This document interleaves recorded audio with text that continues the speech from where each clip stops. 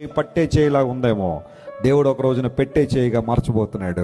నమ్మిన వారు దేవుని స్తోత్రం చెప్పండి. హల్లెలూయా. ఈరోజు ఒకవేళ నీ జీవితం తలదించుకున్న జీవితంలాగా ఉండొచ్చేమో, కానీ నీ జీవితం ఇప్పుడు అలాగే ఉండదు. ప్రియ సహోదరి, నీ తల ఎత్తే దేవుడు ఉన్నాడు. ఆయన ఒకరోజు నేను నిలబెడతాడు. ఆయన ఏ వ్యక్తుల ద్వారా నువ్వు తృణీకరించబడ్డావో ఆ వ్యక్తుల ముందే దేవుడు నేను సమృద్ధిగా దీవించడం ద్వారా ఒక పాఠాన్ని నేర్పించాలనుకున్నాడు. దావీదును అందరూ ద్వేషించారు, సొంత కుటుంబం కూడా, తండ్రి కూడా ద్వేషించిన సందర్భాలు ఉండుండొచ్చు.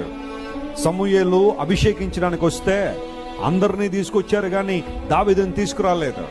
ఒకరి తర్వాత ఒకరు దేవుడు ప్రక్కన పెడుతూ ఉంటే ఇంకెవరైనా ఉన్నారడిగితే కానీ తండ్రి గుర్తు రాలేదు. దావీదు ఒకడు ఉన్నాడు, గొర్రెల దగ్గర ఉన్నాడు, తీసుకురండి. ఆ వ్యక్తినే దేవుడు ఏర్పాటు చేసుకుని గొర్రెలు కాసుకునే వ్యక్తిని ఒకరోజున ఇశ్రాయేలు రాజ్యాన్ని పరిపాలన చేసే స్థాయికి తీసుకొచ్చాడు. బైబిల్లో మాట ఉంటుంది, నేర్పరి అయి పరిపాలన చేశారట దావీదు.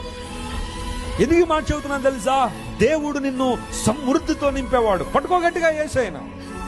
లోకసన విషయాల్లో తనమునకలై ఉండద్దు. రా, ప్రభువుని గట్టిగా పట్టుకో, ప్రార్థన చేయి, చదువు దేవుని వాక్యాన్ని, ప్రభు కొరకు గట్టిగా నిలబడు.